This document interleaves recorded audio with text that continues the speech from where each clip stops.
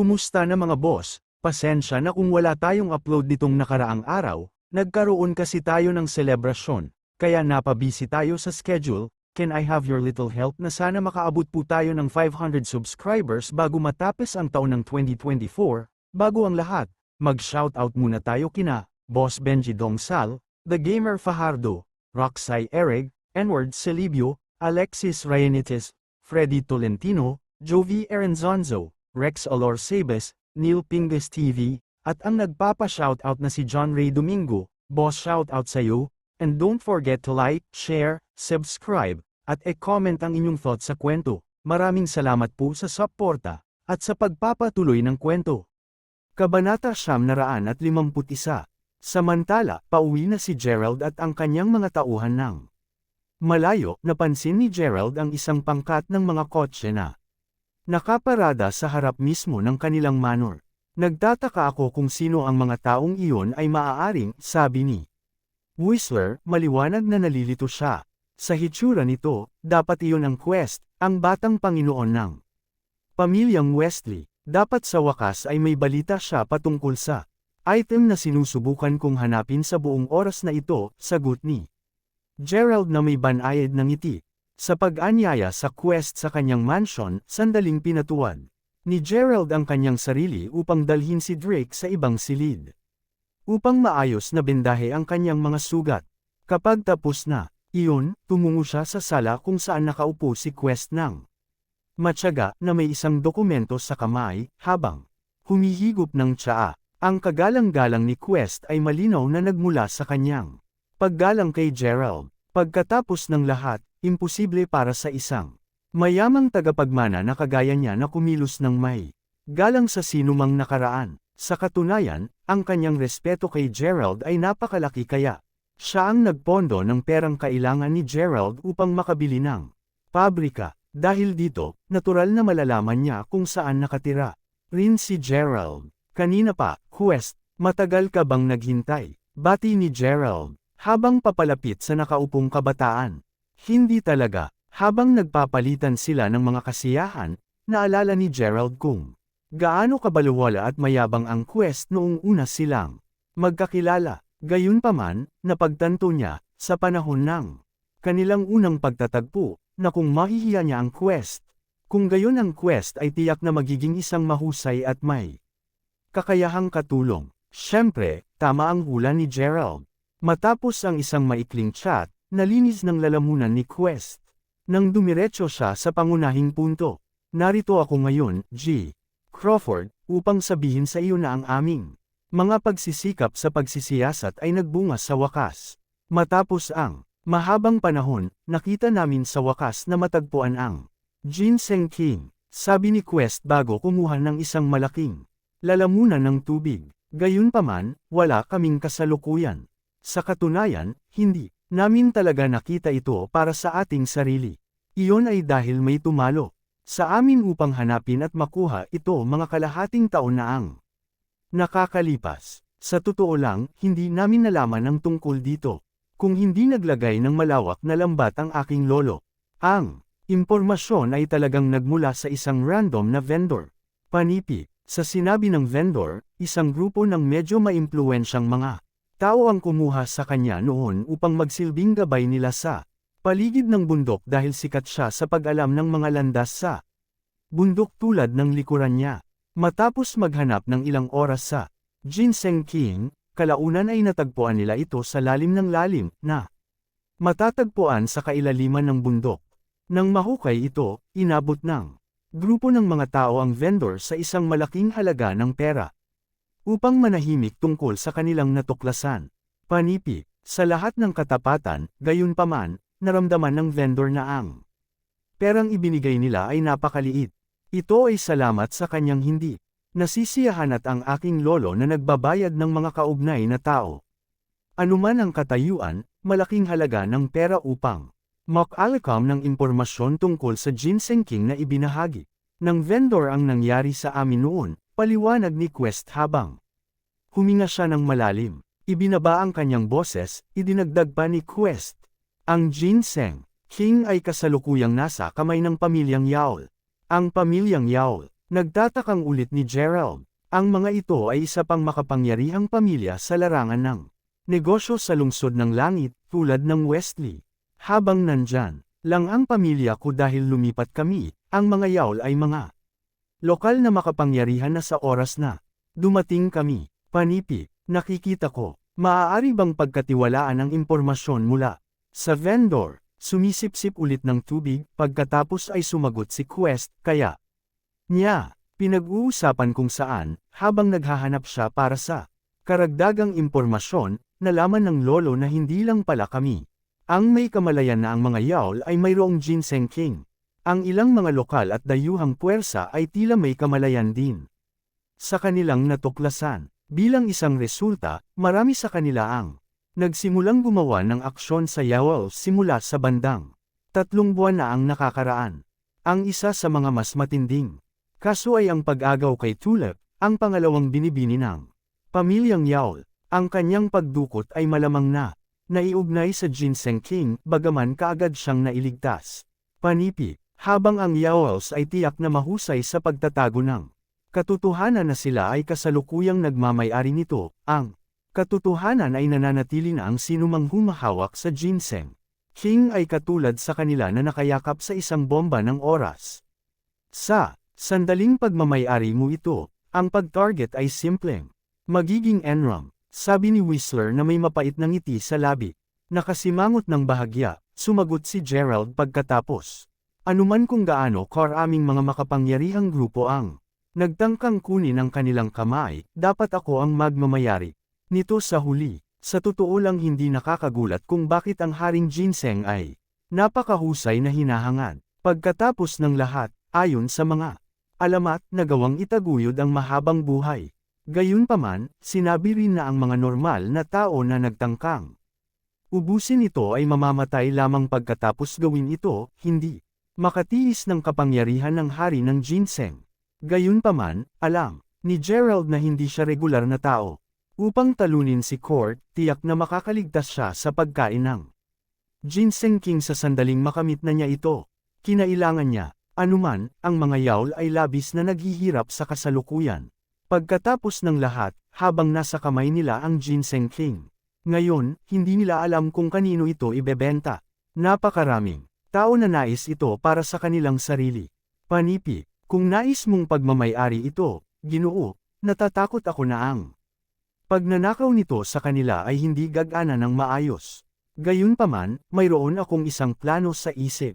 Kung gagana ito o hindi ay isa pang tanong, dagdag ni Quest. Ituloy mo, sabi ni Gerald. Sa gayon, imungkahi ko na gumamit kami ng ilang mga taktika na outflankang. Magsisimula kami sa pamamagitan ng pagsunod sa pangalawang dalaga ng pamilyang yawl. Hanggat madulas tayo tungkol dito, maaari namin siyang lokohin sa pag-abot sa amin ng Ginseng King. Sa ganoong paraan, hindi na tayo agad mag-aaway. Kung magiging maayos ang lahat, dapat na makagulo tayo ng patago sa iba pang mga makapangyarihang grupo. Panipi, Kabanata 952. Matapos marinig ang sasabihin ni Quest, inikot lang siya ni Gerald. Bago pa mapangahas na sumagot, sigurado akong dalubhasa ka sa pagkakaroon ng pagmamahal ng isang babae. Hulaan na iiwan ko sa iyo ang gawain. Kumusta naman? Panipi, kumakaway ng mabilis ang kanyang mga kamay, sinabi ni Quest. Hindi ko magawa dahil kilala niya ako. Ang Westley at ang Yawls ay pamilyar na alam mo.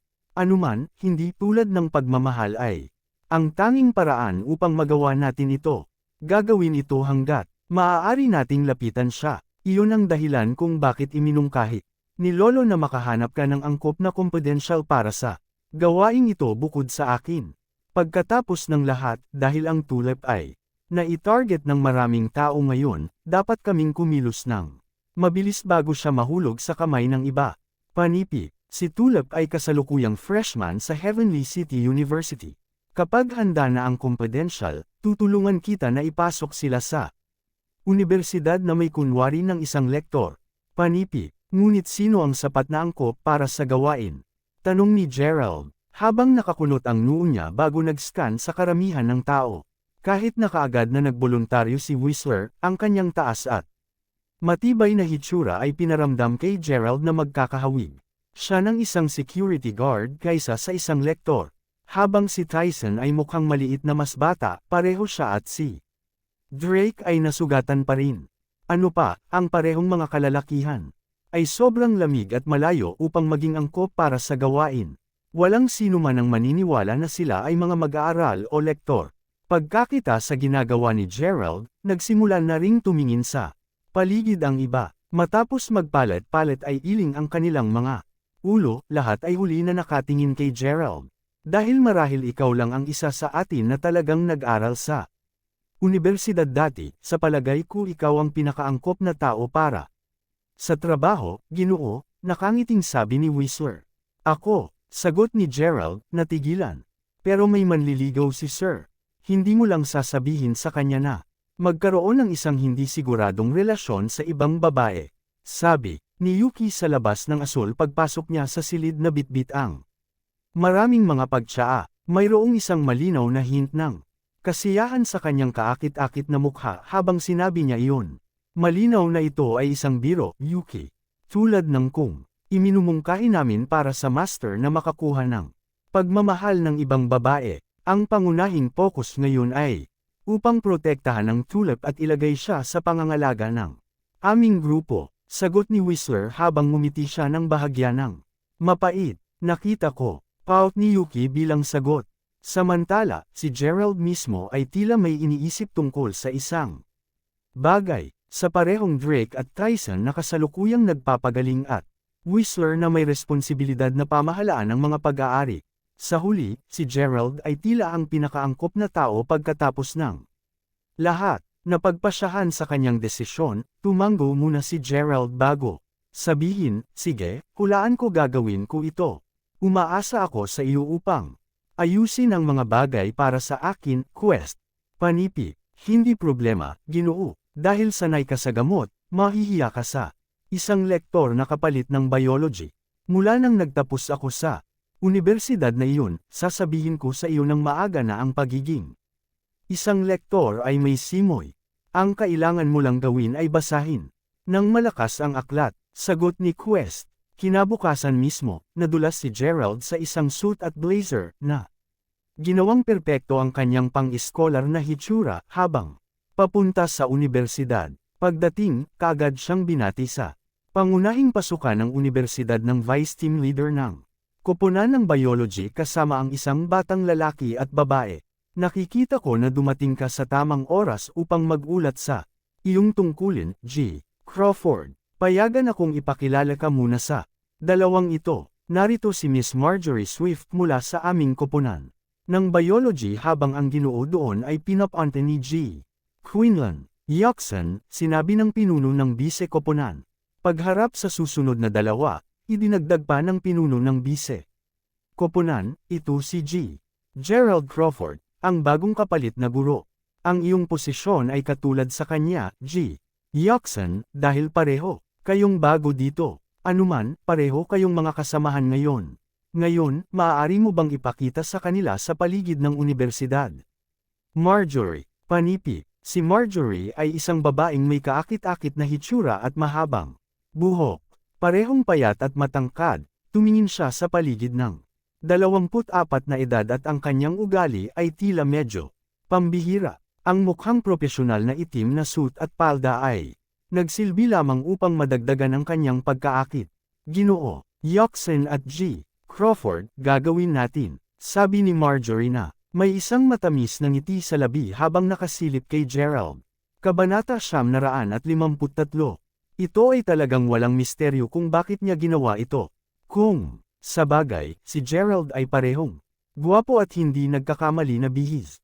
Hindi mahirap makita kung bakit hinahangaan siya ng mga batang babae. Habang tumango sa kanya si Gerald, nahulaan niya na ang bago niyang babaeng kasamahan ay dapat na nagtapos lamang sa universidad kamakailan. Si Quinlan naman ay mabilis na naabutan na parang hinahangaan ng sobra ni Marjorie si Gerald. Nang makita iyon, hindi niya maiwasang makaramdam ng kaunting pagkainggit. Pagkatapos ng lahat, kapwa sila mga baguhan na may parehong post at parehong pagdadalubhasa. Sabay pa silang dumating Sa dami ng pagkakatulad sa pagitan nila, hindi mapigilan ni Quinlan na makaramdam ng kaunting kompetisyon sa kanya. Gayunpaman, hindi man lang siya binibigyan ng pagkakataon ni Marjorie na lumiwanag. Ang nakikita siyang pagiging mabait kay Gerald ay nakadagdag lamang sa kanyang pagkalungkot at inis. Sa kabila nito, si Quinlan ay hindi isang idiot na hindi alam kung paano basahin ang mood. Dahil doon, simpleng sumunod siya sa likuran ng dalawa, tahimik na pinapanood habang si Marjorie ay nagpatuloy sa pakikipag-chat kay Gerald. Oh, iyon ba ang dalawang bagong lektor na sasali sa aming koponan, Miss Swift? Pareho silang mukhang gwapo, sabi ng ilang kabataang lektor habang naglalakad sila at binati si Marjorie. Lahat sila ay mga kababaihan at tumingin sila sa edad ni Marjorie.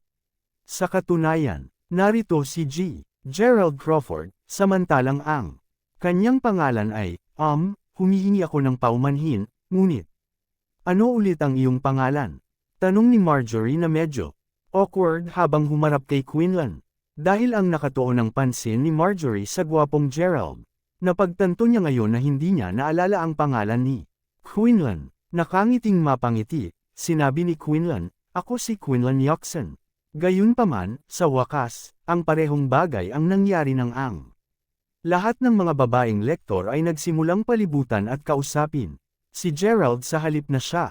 Habang tumindi ang paninibugho ni Quinlan, ilang mararangyang sasakyan ang biglang makikita na nagmamaneho patungo sa grupo. Huminto ang pag-screen sa harap mismo nila, natigilan si Marjorie. At ang iba pang mga kababaihan nang makita nila ang ilang mga tanod na nagbubuhos ng mga itim na coats na bumababa sa mga kotse. Kapag ang lahat sa kanila ay nasa labas, ang mga tanod ay yumuko. Nang bahagya bago sinabi, narinig namin mula sa boss na ito ang iyong unang pagkakataon dito sa Heavenly City, Batang Panginoon.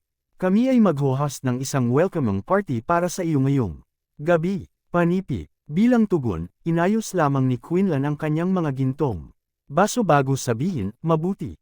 Sabihin mo sa pinsan kung nandyan ako ngayong gabi. Panipi, mahusay, Batang Panginoon. Matapos yumuko ulit, muling pumasok ang mga tanod sa kanilang mga sasakyan at umalis. Sa oras na iyon, lahat ng mga babaeng lektor na naunang nakapaligid kay Gerald ay nakabuka ang kanilang bibig habang nakatingin kay Quinlan sa gulat. Bakit? Tinawag ka ba nila bilang Batang Panginoon, Yoxon? Nagtatakang tanong ng isa sa mga babaeng kasamahan. Naku, nagtatrabaho sila para sa pinsan ko. Nagtayo siya ng ilang mga bar at hotel dito sa Heavenly City, casual na sagot ni Quinlan. Nang marinig iyon, hindi mapigilan ni Marjorie na lumusot pa ng ilan pang mga tingin sa kanya bago magtanong na may ngiti sa labi. Hindi ko inaasahan na magkaroon ka ng napakahusay na pinsan. Sa pagsasalita nito, hindi ka lokal, ikaw ba si Yoxon? Panipi, tama yan. Taga Talgo Town ako. Narinig mo na ba ang tungkol sa 5 puwersa? Panipi, meron akong. Ang Talgo Town ay kasalukuyang sinusubaybayan ng 5 puwersa, tama ba?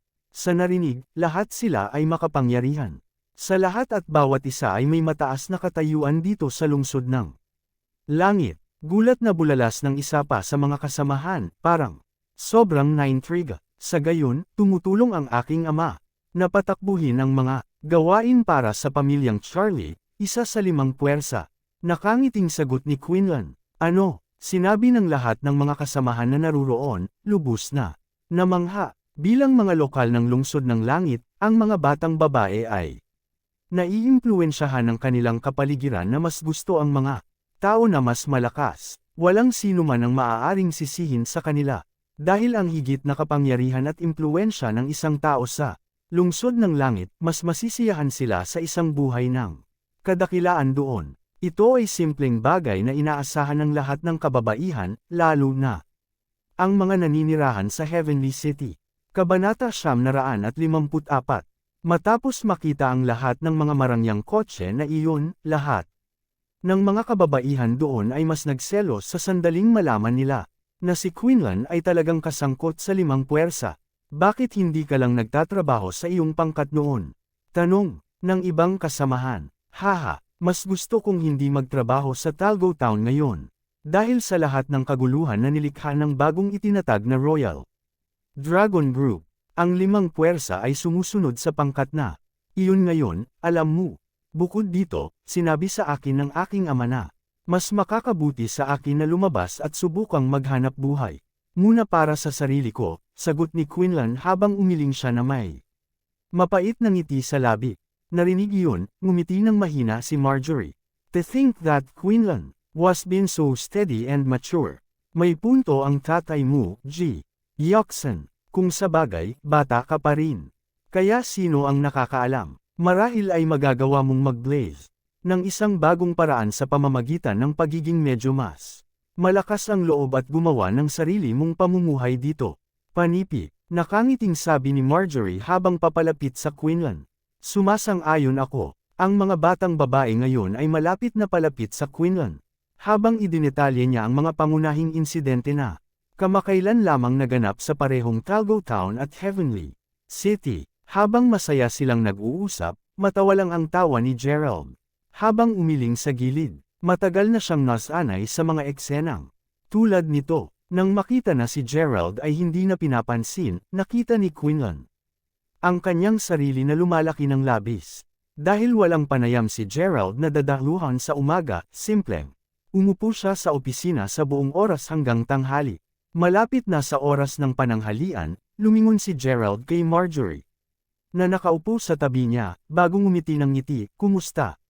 Naman tayo sa cafeteria ngayon, Miss Swift. Libre ko. Inisyatibo lamang niya na hilingin sa kanya na kumain dahil siya ang nag-anyaya sa kanya na maglabas ng tanghalian kaninang umaga. Kung sabagay, bago pa rin si Gerald at hindi pamilyar sa layout ng pamantasan. Bukod doon, wala talaga siyang ibang hindi kinakailangang mga saloobin. Paumanhin, G. Crawford, ngunit mayroon akong kaunting negosyo. Nadadaluhan sa tanghali. Natatakot akong hindi ako makakasama sa iyo sa pagkakataong ito, sagot ni Marjorie habang marahang iniayos ang buhok. Nakita ko. Pupunta ako roon sa sarili ko pagkatapos, sabi ni Gerald. Habang tumango ito sa kanya bago umalis. Habang ang lungsod ng langit ay walang alinlangan na isang magulong lugar, mahusay din itong gamit sa lahat ng mga mahahalaga tulad ng mga institusyong medikal, mga institusyong pang-edukasyon, at iba pa. Ang universidad mismo ay hindi mukhang partikular na naiiba mula sa nakita ni Gerald dati. Sa gayon, bukod sa ang katunayan na ang lahat ng mga mag-aaral ay mukhang gangsters. Pagpasok sa cafeteria, bumili si Gerald ng tinapay, mga sausage, at isang salad bago umupo sa isa sa walang laman na mesa upang masiyahan sa pagkain. Medyo matagal na mula pa noong huli siyang nasiyahan sa gayong buhay, at nalaman niya ang kanyang sarili na iniisip na ang pagiging isang tagapagturo sa isang universidad at pamumuhay ng isang tahimik na buhay ay higit na ginusto kumpara sa pagiging boss ng Whistler at iba pa. Nakangiting mapait habang iniisip niya ito, nagtaka siya kung hanggang kailan niya kayang mabuhay ng isang payapa at tahimik na buhay. Habang nagbubuntong hininga bago magpatuloy sa pagkain, narinig ni Gerald ang isang boses na lalaki na nagsasabing, parang walang nakaupo roon, Marjorie. Tumungo na tayo. Panipi, natatakot ako na ang lugar ng VIP. Kailangan mong magbayad upang umupo doon. Haha, ayos lang yan kung hindi sana tayo nagmamadali para sa pagpupulong na iyon mamaya, tiyak na ilabas kita para sa tanghalian. Panipi. Pagtingin sa itaas, nasabi na ni Gerald na ang mga tinig ay pag-aari nang walang iba kundi sina Marjorie at Quinlan. Kaya't ang negosyo ni Marjorie ay ang kagustuhan lamang niyang lumabas at kumain kasama si Quinlan. Ang pagkakaalam nito ay nakangiti kay Gerald na medyo wryly. Ito ay maliwanag sa puntong iyon na parehong nakita ni na Quinlan at Marjorie si Gerald. Pagkatapos ng lahat, siya ay nakaupo sa isang medyo malungkot na sulok sa tabi ng lugar ng VIP na ginagawang tulad ng isang masakit na hinlalaki. Dahil ito ay isang simbolo ng katayuan kung ang isang tao ay nakapaghain ng pagkain sa lugar ng VIP, karaniwang iniiwasan ng mga tao ang lugar na inuupuan ni Gerald kung kaya nila napansin na nakatitig sa kanya si Quinlan, simpleng ibinaba ang ulo. ni Gerald at nagpatuloy sa pagkain ng kanyang pagkain. Sa kabilang banda, si Marjorie ay medyo nakaka-awkward ngayon. Dahil alam niyang napansin siya ni Gerald. Pagkatapos ng lahat, malinaw na naalala niya ang pagtatanong sa kanya ng pananghalian. Kanina, sa kabila nito, nagsinungaling siya sa kanya na inaangkin na mayroon siyang negosyo na dapat puntahan. Ang pagiging nandoon niya kasama si Quinlan ay malinaw na nagmungkahi na siya ay lalabas para sa pananghalian kasama niya. Ang sinumang batang babae ay makakaramdam ng kahihiyan sa ilang sukat kung may lagay ang mga ito sa kanyang kasalukuyang sapatos. Inaayos ang kanyang buhok, mabilis na iniwas ng tingin ni Marjorie. Bago tumango ng isang mahinang ngiti habang nakatingin kay Quinlan. Hindi ba iyan si G. Crawford? Bakit siya naupo doon? Panipi, tanong ng isang babaeng boses sa oras na iyon. Kabanata 955. Sa pagtingala, nakita ni Gerald na ang iba pang mga babaeng kasamahan ay nasa parehong koponan niya. Nang makita na nakabunggo siya sa kanya habang naghahanap sila ng mauupuan upang makakain, simpleng ngumiti si Gerald habang nakatingin sa kanila. Gayunpaman, wala sa kanila ang tila kahit naabala tungkol sa kanyang ngiti. Sa katunayan, ang ilan sa mga kasamahan ay nahahalikan ng kanilang mga bibig sa libangan habang sinabi nila, "Ano ang sorpresa? Wala naman talaga kayong alam, di ba? Bakit mo napagpasyahan na dito ang iyong tanghalian sa halip na saan man?" Panipi, matapos sabihin iyon, tumalikod na lamang sila upang umalis. Pagkalipas ng segundo, sinabi ng isa sa mga kasamahan, Hoy, tumingin doon, si G. Jackson at Miss Swift, kumusta?" Sa sandaling makita nila si Quinlan, agad na lumilipat ang kanilang mga kalooban, nakangiti habang ipinakaway ang kanilang mga kamay sa kanya. "Anong pagkakataon? Bakit hindi ka umupo sa amin? Kung alam ko, nakakain ka dito, tiyak na niyayaya kitang lahat." Sabi ni Quinlan, na may malanding ngiti. "Mabuti ba talaga kung sumali kami sa iyo?" Tanong ng ilan sa mga babaeng kasamahan. Gayunpaman, sa huli, lahat sa kanila ay nakaupo sa parehong mesa. Nakikipag-chat at tumatawa sa kanilang sarili. Habang alam na alam ni Gerald na siya ay walang tao sa presensya ni Quinlan, hindi niya talaga nais na magkaroon ng ganoong karaming pakikipag-ugnay sa kanyang mga kasamahan. Kung, sa bagay, ang pakikipagkaibigan sa kanila ay hindi bahagi ng kanyang misyon, inaasahan lang ni Gerald na makakasalubong niya si Tulip sa lalong madaling panahon. Minsan natapos ang pulong sa hapon ng kaunti pa, naghanda si Gerald na magturo sa kanyang unang klase. Pagpasok sa silid-aralan, nakita ni Gerald na mayroong higit sa 30 mga mag-aaral sa klase. Ang pinakapansin-pansin sa kanilang lahat, gayunpaman, ay walang iba kundi ang Tulip. Nag-iisa ang kanyang kilos na pinapayagan ng sinumang nakakita sa kanya na agad na malaman na siya ang boss ng klase. Dahil ang unang panayam ay isang aralin na nangangailangan ng pag-eksperimento, dinala ni Gerald ang kanyang mga mag-aaral sa isang laboratorio upang masilayan nila ang mga espesimen doon. Inisip niya lamang na akma para sa kanila na mapagmasdan ang mga bagay na malapitan dahil ang paksang kanyang ituturo ay isang pangunahing paksa sa kanilang kurso sa biology.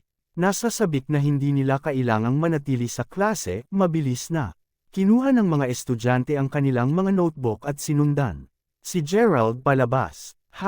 Siguro kung napansin mo na ang gwapong lektor na iyon ay tila may interes sa iyo, Tulip. Tumawa ang isang batang babae patungo sa laboratorio habang nakahawak siya sa kamay ni Tulip. "Anong kalokohan ang iyong spouting sa oras na ito, ikaw na uto na babae?" Sagot ni Tulip, halos hindi makapagsalita sa komento ng kanyang kaibigan. "Totoo iyon. Napagtanto ko na paminsan-minsan ay sumulyap siya sa iyo mula sa oras na siya ay tapos na sa kanyang pagpapakilala sa sarili." Ipinagpatuloy niya ang paggawa nito hanggang sa puntong siya ay nagtungo ngayon. "Talagang natitiyak kong nabighani siya sa iyong kagandahan. Panipi, ayan ka na naman sa kalokohan mo. Gayunpaman, kung talagang siya ay lumusot ng maraming mga sulyap sa akin, mas mabuti na hindi niya ako hinayaan na mahuli siya sa kilos. Kung nahuli ko siya ng pulang kamay, pagkatapos ay pinuputol ko ang kanyang mga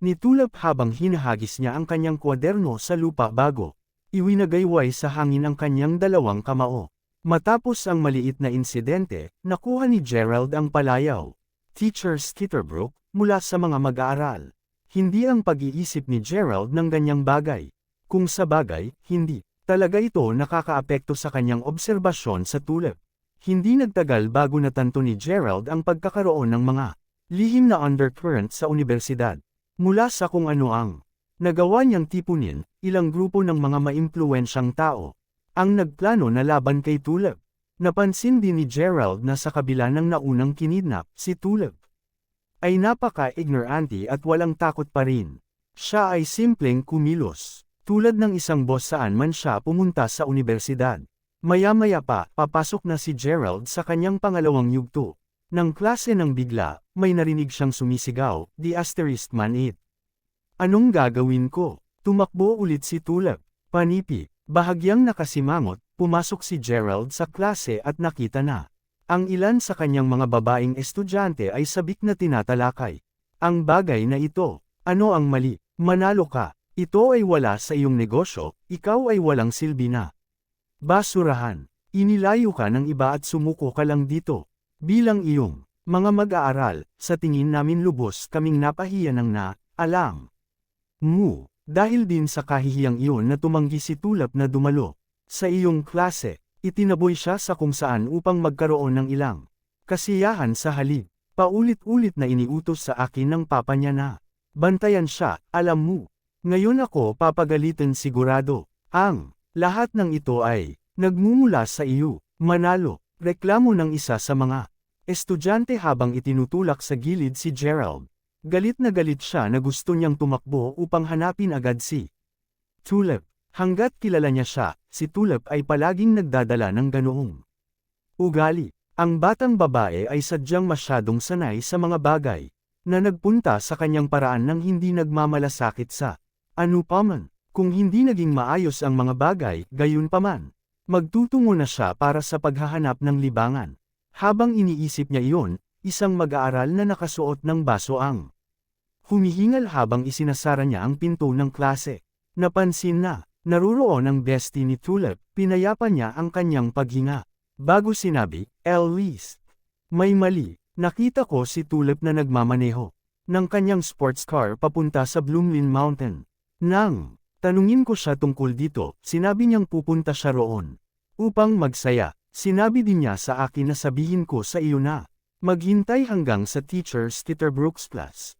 Sa sandaling makita niya si Gerald na nakatayo roon, agad na tumahimik ang bata, napakiramdam ng sobrang awkward. "The asterisk man it." Tumungo talaga siya sa Bloomlin Mountain. Tapos na ang lahat. Kung alam ng kanyang ama na nagpunta siya doon upang magsaya, ang aking tatay ay baka mapalo rin hanggang sa mamatay. Lahat ng mga uri ng mapanganib na tao ay nagtitipon sa magulong lugar na iyon. Ano ang dapat kong gawin ngayon? Mayroon bang ilan sa inyo na sapat na matapang upang sundin ako doon upang maibalik ang Tulip? Sinabi ni Nicole List habang sabik na tinatapakan ang kanyang paa sa lupa. Nasa loob ako, pupunta rin ako. Tulad ng ilang mga kalalakihan nilang kaklase ay nagboluntaryo. Hindi mapigilan ni Gerald na tanungin, anong uri ng lugar ang Bloomlin Mountain. Kabanata 957. "The asterisk man it." Naging lecturer ka pa ba? Paano mo hindi nalaman ang tungkol sa Bloomlin Mountain? Iyon ang lugar kung saan maraming mga kabataan, na karamihan sa mga gang, ay karaniwang nagtitipon upang mag-host ng mga partido. Ano pa, gusto nila na mayroong karera ng kotse doon upang libangin din ang kanilang sarili. Ang lugar na iyon ay masamang balita lamang. Paliwanag ng isa pang mag-aaral sa halip walang magawa. Walang pakinabang na ipaliwanag ito sa kanya. Anuman, ang lakas ng loob ni Tulip upang pumunta ng literal kahit saan kahit kailan.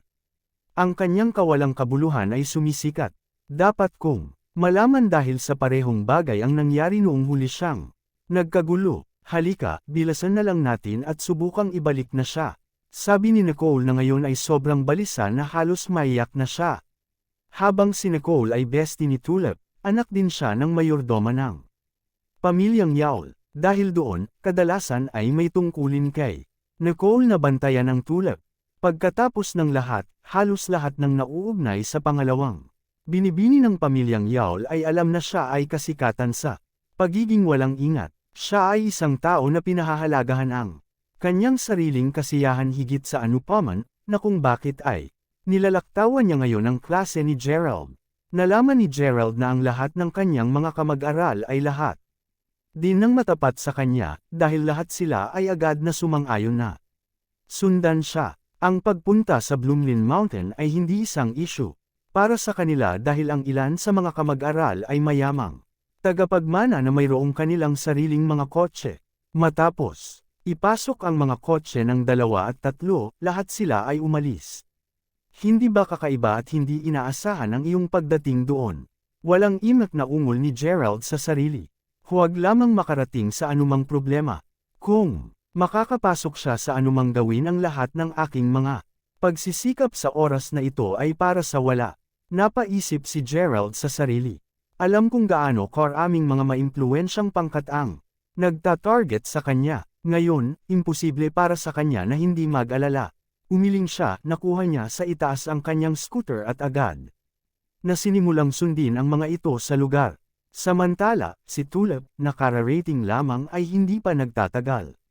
Ay nagsisimulang magsisi ng bahagya nang dumating sa Bloomlin Mountain. Sa pagtingin sa paligid, ang lugar ay kahawig ng higit sa isang coliseum sa halip na isang karahan.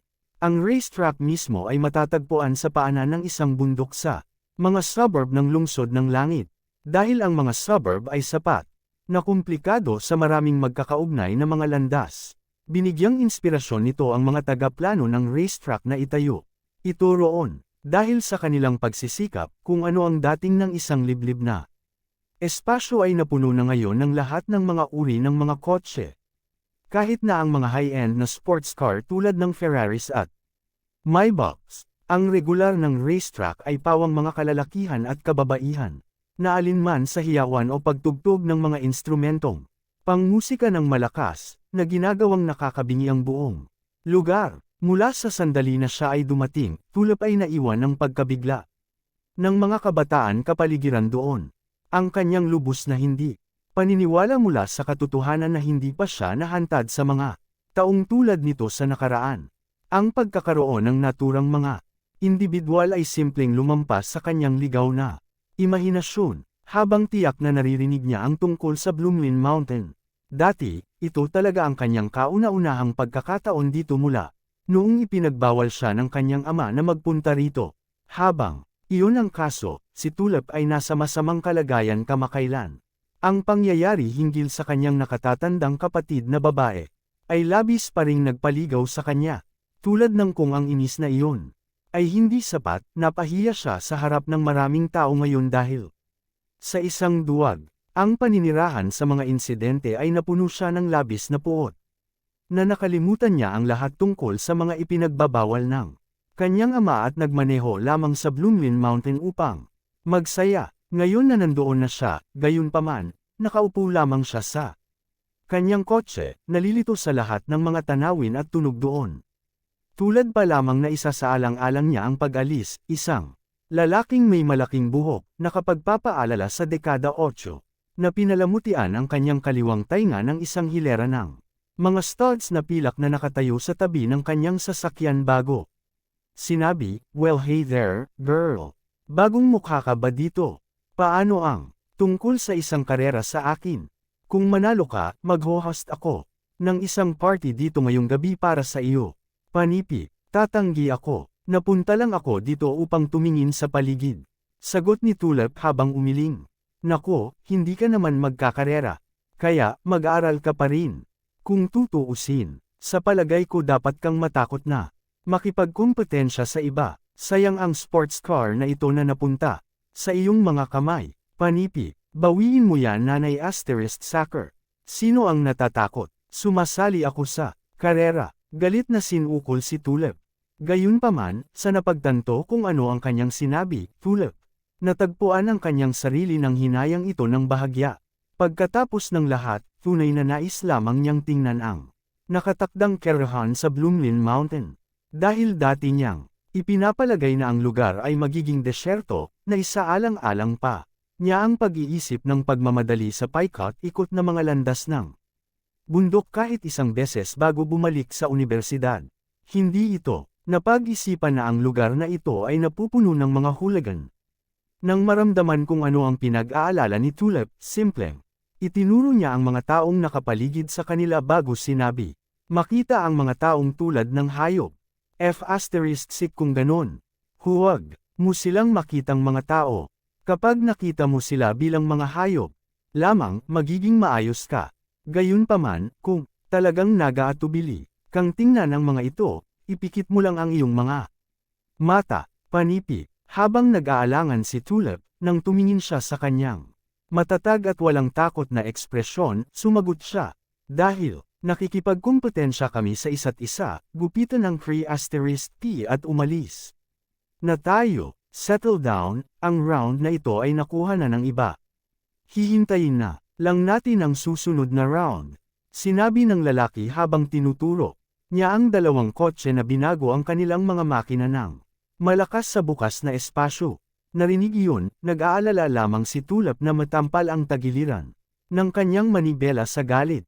Sa sandaling iyon, isang dosenang o higit pang mga kotse ang dumating sa lugar, hudyat sa pagdating ni Nicole at ng iba pa. Hoy! Tumingin doon. Ang kotse ni Tulip yan. Sigaw ni Nicole, habang tumatakbo palapit sa kanya ang mga kaklase ng Tulip. Kaagad pagkatapos, subalit, isang malakas na sigaw ang narinig. Kabanata 958. Nang mapansin ang pagdating ni Nicole at ng kanyang mga kamag-aral, ang maraming iba pang mga kabataan na naroon ay agad na nagsisigawan at sumisipol sa kanila. Kung tutuusin, wala sa kanila ang nakakita ng mga mag-aaral na nakasuot ng uniforme doon dati. Ano pa, sa 30 higit sa mga mag-aaral, kalahati sa kanila ay matangkad at payat na mga kababaihan na mukhang inosente at maganda. Ang kanilang presensya sa Bloomlin Mountain ay walang kapansin-pansin sa mga hooligan, kahit na ang malaking buhok na lalaki ay tumalon mula sa kanyang sasakyan sa kaba, nanlaki ang mga mata. Nicole, lahat kayo, bakit kayong lahat pumunta dito? Tanong ni Tulip, bakit pa tayo nandito? Nag-aalala kami tungkol sa iyo, syempre. Umalis na lang tayo ng mabilis pa rin, upang isiping pupunta ka talaga dito. Paano kung nalaman ng tatay mo? Gusto mo ba talagang maghirap ng ganyan? Sagot ni Tulip habang nakahawak siya sa braso ni Tulip. Dahil maliwanag na nais ni Tulip na umalis kasama sila, ang lalaki. Mula noon ay simpleng inisyon, halika ngayon, walang pagmamadali upang umalis. Bakit hindi muna tayo may karera? Kung tutuusin, hindi naman siguro madali para sa inyong lahat na pumunta rito. O lahat ba kayo ay mga masunurin lamang na mag-aaral sa universidad na natatakot pa rin sa inyong mga magulang? Panipi, mga duwag, mga duwag. Malakas na pagsigaw ng mga tao. Hell, hintayin mo ako dito, Nicole. Nilalabanan ko muna siya upang ikulong siya para sa kabutihan. Napangiwi si Tulip. Iyon ang espiritu. Pinag-uusapan kung aling kagandahan. Alinsunod sa mga patakaran dito, kailangan mong sumakay sa isang tao nang hindi kabaligtaran na kasarian kung nakikilahok ka sa isang karera ng kotse. Dahil marami ka ng mga kaklase na lalaki, bakit hindi pumili ng isa sa kanila? O mas pipiliin mo bang pumili ng isang guwapong lalaki mula sa gitna namin? Anong masasabi mo? Sabi ng lalaking malaki ang buhok. Paglingon ni Tulip, nakita niya ang isang babaeng may mabibigat na pampaganda na nakaupo sa kanyang kotse. Kaya't hindi siya nagsisinungaling. Ako, piliin mo ako, kagandahan. Panipi. Sa kanilang paligid, maraming tao ang sumisigaw upang makuha ang atensyon ni Tulip, tulad ng kung sasakay ako sa isang sasakyan kasama ng sinuman. Sa inyo, Specky, pumasok ka sa kotse, iniutos kay Tulip sa batang lalaki na kilala mula sa dati habang iginala ang kanyang mga mata. Sa karamihan, pero, Tulip, hindi ko magawa, mayroon akong karamdaman sa sasakyan. Sagot ni Specky habang napanganga siya. Bago umiling ng mabilis, ang mahihirap na kasanayan sa pagmamaneho ni Tulip ay hindi misteryo sa alinman sa kanyang mga kamag-aral. Kung ang isang regular na pasahero ay nagpasalamat sa kanilang driver para sa kanilang mga problema pagkarating sa kanilang patutunguhan, isang pasahero ng tulips ay sa halip ay pasasalamatan siya sa pagpapahintulot sa kanila na iwanan ang kotse na buo ang kanilang buhay. Sa madaling salita, siya ay isang baliw na driver. Hindi lamang si Specky ang ayaw. Ang lahat ng kanyang iba pang mga lalaki na kamag-aral ay katulad na humadlang sa pag-upo sa kotse kung nagmamaneho siya. Walang silbi. Lahat kayo, sigaw ni Tulip habang hinahampas niya ang manibela sa pagkabigo. Habang nagpatuloy sa pagtawa ang lalaking may malaking buhok. Biglang itinuro ni Nicole ang isang direksyon bago sinabi sa isang namamanghang tono, "Hoy, iyon ang aming lektor, tama ba?" "Di man ito. Bakit siya nandito?" Panipi. Paglingon sa kung saan siya tumuturo, natanto ng lahat ng mga mag-aaral na hindi siya nagbibiro. Nandoon talaga ang kanilang biology lecturer. Itinulak ang kanyang scooter, nakita kaagad ni Gerald ang kanyang mga estudyante at nagsimulang tumakbo papunta sa kanila. Ang kanyang pagdating, gayunpaman, ay walang katawa-tawa at nakakatuwa sa mga hooligan. "Haha, hoy, lahat, tumingin ka dyan." Panipi. Sa mga mata ng lahat sa kanya ngayon, umuungal ang isang tawa sa buong lugar. Ito ay sapat na nakakatawa kahit naisipin ang tungkol sa isang taong nakasakay sa isang scooter sa isang caravan, ngunit narito si Gerald na tinutulak ang kanyang maalikabok na scooter habang tumatakbo siya. "Bakit ang basurang ito ay nandito, Nicole? Sino nga bang nagsabi sa kanya na sumama?" Sinabi ni Tulip, natarante sa kanyang pagdating. Kabanata 959. "Huwag tumingin sa akin. Hindi ko talaga inaasahan na susundan niya talaga tayo dito." Sagot ni Nicole na walang magawa. Matatapos na sa akin kung sasabihin niya ito sa unibersidad. Iyon ay hindi kahit na ang pinakamasamang bahagi. Paano kung ipagbigay alam ng unibersidad sa aking ama tungkol dito? Panipi. Sumigaw si Tulip sa isang estado ng pagiging masalimuot. "Huminahon ka, Tulip. Mayroon akong isang paraan upang siya ay makipagtulungan ng masunurin. Kasalukuyan kang nangangailangan ng isang lalaki sa iyong sasakyan, di ba? Bakit hindi natin siya makaya na gawin ito? Kapag nasa loob na siya, siguradong matatakot siya sa iyo." Iminungkahi ni Specky, F*** Etsking, habang tiyak na nais ni Tulip na pag-alitan si Specky. Matapos marinig ang kanyang dituwirang inihaw sa kanyang kasanayan sa pagmamaneho, pag-iisip ang muli, mayroon siyang punto. Dahil ninas na siya kay Gerald pagkatapos ng insidente ngayong umaga sa laboratorio, hindi masyadong nag-alala si Tulip na pahirapan siya ng labis. Bukod, siya ay mukhang isang matapat at sa halip handal na tao. Kapag siya ay tapos na sa kanya sa kotse, tiyak na hindi siya maglakas loob na iulat ang kanyang maling gawi.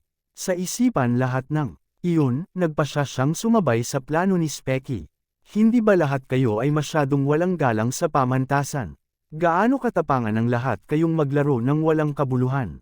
Sabi ni Gerald habang naglalakad pagkatapos na maayos na i-park ang scooter niya. Dahil sa kung gaano kalayo ang Bloomlin Mountain mula sa unibersidad, ang scooter ni Gerald ay naubusan ng mga baterya.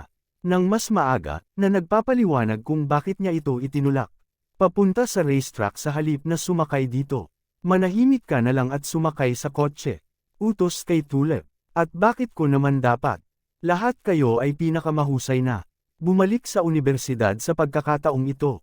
Sagot ni Gerald. "Mabuti, ngunit kakailanganin mo pa ring sumakay pabalik, tama?" Pagkatapos ng lahat, nakita nating lahat na ang mga baterya ng iyong scooter ay pinatuyo. Hindi mo ba nakikita na nag-aalok ako sa iyon ng pagsakay pabalik? Halika na. Dagdag ni Tulip. "Tama siya, Ginoo. Dahil lumabas ka na palabas dito, hayaan mo lang siyang sumakay sa iyo, tulad ng iyong scooter, mag-iisip kami ng isang paraan upang maibalik ito doon." Dagdag ng ilang ibang mga mag-aaral. Galit na sinusubukan nilang ipasok si Gerald sa kotse dahil malapit nang magsimula ang kompetisyon. Sa kanilang isipan, mas maaga ang karera ay natapos, mas mabilis silang makaalis, at wala sa kanila ang nais na magtagal doon ng mas matagal kaysa sa kailangan nila. Panipi tuldok. Mabuti, sagot ni Gerald na may natalo na tango. Alam niya para sa isang katotohanan na ang tulap ay hindi kailanman magiging ganito sa kanya. Gayunpaman, siya ay medyo interesado upang makita kung anong uri ng bilis ng kamay ang mayroon siya sa kanyang manggas. Pagkasara ng pinto ng kotse sa likuran niya, lahat ng pinto ng sasakyan ay agad na nakalock. Anong ginagawa mo? Tanong ni Gerald, nagtataka. Haha, ang kulit mo, dumiretso ka sa bitag ko. Totoo bang naisip mo na magiging maganda ako upang payagan ang isang walang kwentang basura na tulad mo na makapasok sa aking kotse ng walang presyo? Sama-sama ka sa akin para sa karera ng kotse. At mas mabuti kung hindi ka magsuka sa loob ng sasakyan ko o baka mahirapan ka. Binalaan si Tulip. Ngayon na handa na ang lahat, si Tulip at ang kanyang kalaban ay nagtungo sa panimulang linya. Matapos ang pagbusina upang ipahiwatig na ang pareho sa kanila ay handa na, isang malaking screen ang nagsimulang ipalabas ang mga bilang na binibilang. Habang ang kanilang mga kotse ay nagsimulang magbago. Sa sandaling marinig ang isang malakas na tunog, ang parehong mga kotse ay agad na sumugod tulad ng mga ligaw na kabayo na napalaya. Lamang, hell yeah, sobrang astig nito, sigaw ni Tulip na tuwang-tuwa. Kahit na hindi talaga niya gusto ang kapaligiran ng lugar, nagtapos ito sa pagiging kasiya siya sa sandaling nagsimula ang karera. Ang kalsada, panatilihin ang iyong mga mata sa kalsada. Sigaw ni Gerald, takot na takot habang nakahawak sa hawakan ng kotse. Habang ang pagmamaneho ni Tulip ay tiyak na walang ingat habang naaalala ng kanyang mga kamag-aral, hindi siya ganap na wala ng kasanayan. Kung sabagay, nauna pa rin siya sa sasakyan ng lalaking malaki ang buhok. Gayunpaman, ang katotohanang nag-iisa lamang ay tila hindi lohikal kay Gerald. Sa pagtingin sa salamin sa likuran, nalaman ni Gerald na ang kanyang mga pag-aalinlangan ay nararapat. Pagkatapos ng lahat, malinaw na maraming pagkakataon ng lalaki na maabyutan ang kanyang sasakyan. Gayunpaman, hindi niya kailanman ginawa. Habang nakasimangot si Gerald, nagtataka kung anong meron, bigla nalang sumigaw si Tulip. Paglingon sa unahan, nakita ni Gerald na diretso ang mga ito para sa ilang mga hilera ng mga kuko na bakal na nakalagay sa kalsada. Malinaw na nagsilbi silang mga hadlang sa kalsada, kahit na kung ang Tulip ay tumama sa preno ngayon, kapwa sila may kamalayan na hindi niya mapipigilan ang kotse sa oras. Bilang isang resulta, paimpol niyang binilisan ang kotse na nakapikit. Makalipas ang segundo, maririnig ang dalawang magkakaibang tunog ng gulong. Maya-maya, hindi natuloy ang sasakyan at napilitan si Tulip na ay parada ang sasakyan sa gitna ng kalsada. F*** at Sting Hell. Sino ang maglalagay ng mga hadlang sa gitna ng isang Diyos na D***man racetrack? Galit na sigaw ni Tulip. Sa kabaligtaran, lumitaw si Gerald na labis na nakabantay habang siya ay lumingon upang tumingin sa likuran nila. Kabanata 960. Sa ngayon, ang kotseng nasa likuran nila ay huminto na rin, na humahadlang sa anumang posibleng mga ruta ng pagtakas. May tiyak na mali, napaisip si Gerald sa sarili habang pinapanood ang babaeng malalaki ang buhok at babaeng bumaba sa kanilang sasakyan. Hoy, ngayon, paano kayo magiging ganito? Ang mga roadblock na ito ay malinaw na hindi dapat narito. Humihiling ako na magsimula. Tayo. Napangiwi si Tulip, pakiramdam ng daya. Pero syempre, Miss Tulip Yawl. Ikaw ang pangalawang binibini ng pamilyang Yawl, kung tutuusin. Maaari kaming magsimula ng maraming beses hanggat gusto mo. Sagot ng lalaking malaki ang buhok habang tawa siya ng tawa. Panipi tuldok. Ikaw, paano mo malalaman ang aking pangalan? Tinanong ni Tulip, sa wakas na pagtanto na may mali. Manalo ka, bumaba ka na lang ng sasakyan, miss. Huwag mo kaming guluhin pa kaysa sa kailangan mo. Sigaw ng lalaking malaki. Ang buhok habang hinihila niya ang kanyang peluka, inilalantad ang kanyang kalbo na ulo. Kasunod nito, kumuha siya ng baril, itinutok ito sa Tulip bago umungal. Hindi mo ba narinig ang sinabi ko? Lumabas ka na. Ngayon, pagkakita ng baril, agad na namumutla si Tulip sa takot. Noon nang maunawaan niya na siya ay kinidnap muli, Itinaas ang magkabilang kamay niya upang maipakita na hindi siya nakakasama, pagkatapos ay dahan-dahang bumaba ng kotse. Sa sandaling siya ay nasa labas, ang babae ay nagsiwalat ng kanyang sariling baril habang ang kalbo ay sumigaw, "Ren, go kill that other guy." Matapos siya patay, iulat sa Old A na nakuha namin siya at sabihin sa kanya na tumagal kaagad mula dito. Panipi, nakuha ko, sagot ng babae na may tango habang naglalakad papunta sa shotgun set. Gayunpaman, nang sumilip siya sa bintana, naiwan siyang nakatulala. Tinaas ang kanyang ulo upang tingnan ang kalbo na tao. Sinabi niya pagkatapos, "Dominic, walang tao doon." "Ano? Nakita nating lahat siya na pumasok ng sasakyan kanina di ba?" Sagot ni Dominic habang hinihila niya si Tulip kasama siya papunta sa tagiliran ni Ren. Pagsilip sa loob, lumitaw na siya ay tama. Tuluyan nang nawala si Gerald. Ano kakaiba? Hindi sana siya naglaho sa sikat ng araw. Panipi, nagtatakang sabi ng kalbo, habang nagpapatuloy siya sa pagtataka kung saan maaaring napuntahan ni Gerald. Sa labas ng asol, isang boses mula sa likuran ng kalbo ang sumigaw, susubukan ko ang aking makakaya upang labanan ka." Narinig iyon, tumalikod kaagad si Dominic. Masalubong lamang ng isang malaking bato. Sa isang malakas na thud, naramdaman ng kalbo na ang kanyang mga mata ay gamulong habang nahulog sa lupa. Ngayon ay walang malay, kahit na nais ni Ren na agad na gumanti sa pamamagitan ng pagbaril sa nag-atake, sa ilang mga nakalulungkot na kadahilanan. Hindi niya ganap na nakataas ang kanyang braso. "Aawayin din kita," sigaw muli ng kabataan habang dinampot niya ang parehong malaking bato at sumuray patungo sa babae bago ito hinampas sa kanyang ulo. Naturally, nahimiti din siya. Ang kabataan na pinag-uusapan ay syempre Gerald. Dahil kailangan niyang ilihim ang kanyang pagkakakilanlan, alam niya na kailangan niyang magpanggap na mahina. "Wow! Ikaw, pinatay mo sila, Ginoo. Pinatay mo ang 2 tao. Siguradong nasa Syre ka sa oras na ito." Tuwang-tuwa na bulalas ni Tulip ngayong alam niyang naligtas siya. Pag-ikot ng kanyang mga mata, sumagot si Gerald pagkatapos. Hindi sila patay, ngayon lang sila nahimete. Gayunpaman, dahil ang kanilang mga kasabwat ay malamang na malapit nang dumating, iminumungkahi ko na umalis kami ng mabilis. Panipi, tama ka, tayo na pagkatapos. Sagot ni Tulip habang pareho silang patungo sa sasakyan ni Dominic. Pagkuha sa upuan ng driver, pagkatapos ay pinahit ni Tulip ang kotse at sumugod pabalik sa linya ng pagsisimula.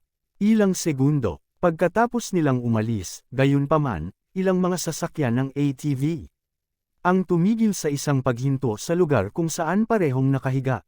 Sina Dominic at Ren, pinapanood ang pagtakas ni Tulip at ng lalaki na tagpuan ng pinuno ng pangkat ang kanyang sarili na hinampas ang kamao sa hood ng kotse. At Sting Hell. Napaka-close na namin ngayon lang. Paano? Nagwakas ang mga bagay. Who the hell saved her? Panipi, hahabol ba natin sila, boss? Yan. Maraming tao sa paanan ng bundok. Nais mo bang mamatay ng ganun karami? Kung hindi mo gagawin, dalhin sa amin ang 2 walang silbi na taong ito. Aalis na kami. Samantala, nagsimulang humanga si Tulip kay Gerald. Nang medyo sinabi niya, "MN, sir, napakamalupit mo kanina. Kung hindi ako naging, pagkatapos pareho tayong patay ngayon," sagot ni Gerald habang iniisip kung ano ang maaaring mangyari kung wala siya sa sasakyan kasama niya. Gayunpaman, may isang bagay na hindi lamang nagdagdag.